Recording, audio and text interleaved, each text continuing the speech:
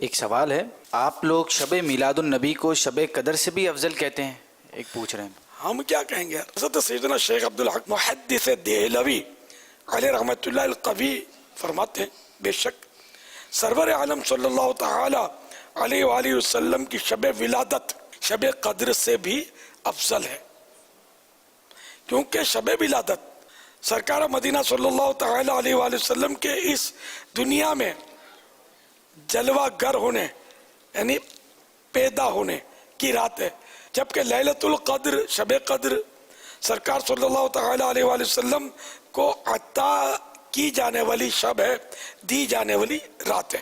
اور جو رات ظہور ذات سرور کائنات صلی اللہ تعالی علیہ وآلہ وسلم کی وجہ سے مشرف ہو، وہ اس رات سے زیادہ شرف و عزت والی ہے جو ملائکہ کے نزول کی بنا پر مشرف ہے۔ یعنی جس رات میں سرکار صلی اللہ تعالی علیہ وآلہ وسلم تشریف لائے، اس وجہ سے وہ رات شب ولادت ہے۔ تو اب لیلۃ القدر میں فرشتے نازل ہوتے ہیں، وہ عزت والی رات ہے، تو جس رات سرکار آئے وہ زیادہ عزت والی ہوگی یا جس رات فرشتے نازل ہوں وہ زیادہ عزت والی ہوگی؟ اب تو جو سعادت مند ہے جن کی عقل ان کی سمجھ میں آ گیا ہوگا۔ تو یہ میں نے اپنی طرف سے نہیں کہا، یہ ما ثبت بالسنہ پیج نمبر 100، یہ کتاب حضرت سیدنا شیخ عبدالحق محدث دہلوی علیہ رحمت اللہ القوی کی کتاب کا حوالہ میں نے دیا، جو کہ بہت بڑے محدث ہیں اور خاتم المحدثین آپ کا لقب ہے، شیخ محقق یہ بھی آپ کا لقب ہے، بہت بڑے عالم ہوئے اور کم و بیش 400 سال پرانے بزرگ ہیں، یہ آج کل کے نہیں ہیں۔ ان دنوں کو اس طرح کے مسائل نہیں تھے، اس طرح کے وہ ضرورت سے زیادہ ہوشیار لوگ نہیں ہوتے تھے جو یوں علماء پر انگلی اٹھاتے رہیں۔ علماء جو فرماتے تھے ان کی سمجھ میں آ جاتا تھا۔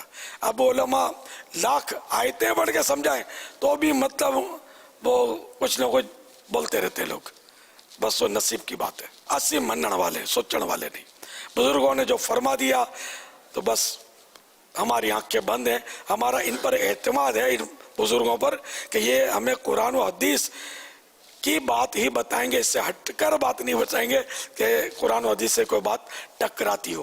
تو یہ بہت بڑے عالم تھے، اور مزے کی بات یہ ہے کہ جو جشن ولادت جن کی سمجھ میں نہیں آتا نا، یہ لوگ بھی ان کو مانتے ہیں۔ یہ بتا دوں، جو بھی کوئی ایسا تھوڑا علم والا ہوگا نا اور اگر اعتراض کرے نا تو اس سے اگر کوئی پوچھے نا کہ بھئی یہ کیسے تھے، یہ بہت بڑے عالم تھے، تو یہ بہت بڑے عالم، اچھے عالم، ان کو مانا جاتا ہے، تو ان کی بات کیوں نہیں مانتے یار؟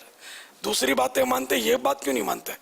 کیا پیٹ میں درد ہو گیا یار کہ یہاں پیارے آقا کی بات آتی ہے، ان کی میلاد کی بات آتی ہے، شب ولادت کی بات آتی ہے، تو پتہ نہیں کیوں بعض لوگوں کو نہیں سمجھ میں آتا، اور بہت ساری باتیں سمجھ میں آتی ہیں۔ ہیپی برتھ ڈے سب منا رہے ہیں گھروں میں اپنے بچے کی، یہ کس حدیث سے ثابت ہے؟ اپنے بچوں کی برتھ ڈے منانا، یہ سب مناتے ہیں، کوئی نہیں منع کرتا اس کو، حالانکہ اس میں تو گھپلے کرتے ہیں، گناہوں بھری حرکتیں کرتے ہیں، ہیپی برتھ ڈے جو مناتے ہیں اس میں۔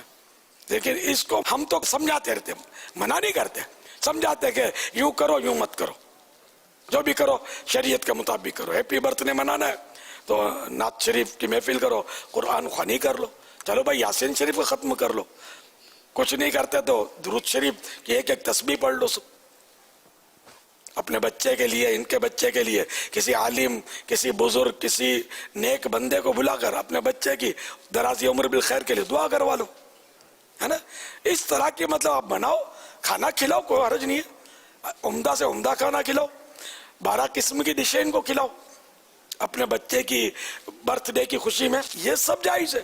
اسی طرح کا جشن ولادت کے تعلق سے بھی اس میں بھی بعض لوگ گڑبڑیں کر رہے ہیں، غلط میوزک اور بجا رہے ہیں، تو ہم اس کی ممانعت کرتے رہتے ہیں کہ غلط کر رہے ہیں۔ عورتیں نکل پڑتی ہیں جلوس دیکھنے کے لیے، ہم ان کو منع کرتے ہیں کہ نہیں، تم 4 دیواری میں رہو، مردوں میں گھسنے کی ضرورت نہیں ہے۔ اسی طرح لائٹنگ دیکھنے نکلتی ہیں، تو ہم نے 100 بار منع کیا کہ نہیں نکلا کرو۔ تو بہرحال یہ کہ یہ رات تو ہے نا عیدوں کی عید ہے، اور بس اس میں جتنا ہو سکے بندہ درود و سلام کی کثرت کرے، اپنے گھروں پر بے شک چراغاں بھی کریں، تو وہ اس طرح نیکیوں میں بسر کریں۔ باب المدینہ والے یہاں آ جائیں، عالمی مدنی مرکز فیضان مدینہ میں، اور جہاں جہاں دعوت اسلامی کے مدنی مراکز ہیں اور دنیا بھر میں جشن ولادت کی دھومیں مچائی جاتی ہیں، جہاں جہاں آپ کو موقع ملے تو وہاں صبح 12 ان کے ساتھ منائیں۔ کچھ نہیں بن پڑتا تو مدنی چینل آپ کے ساتھ ہے، مدنی چینل کے ساتھ صبح 12 منائیں، مدینہ مدینہ۔